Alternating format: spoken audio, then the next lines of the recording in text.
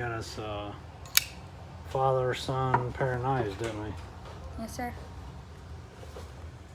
They look like something you guys are used to seeing, but super inexpensive comparatively.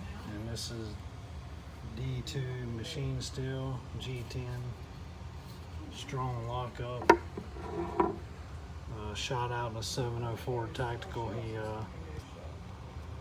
He did a little thing about this where you could order them, and they were under 50 bucks a piece. So Trez and I were watching the video, and he was like, "Oh, that's a neat knife." So we got us a matching, well, matching design, but different colors, right? Yep. All right, cool. What do you want to say to everybody? Like, subscribe, and comment down below. And thank you for all the support for this channel, and we hope to see you guys next time. All right, you heard him. Take care, guys. Later.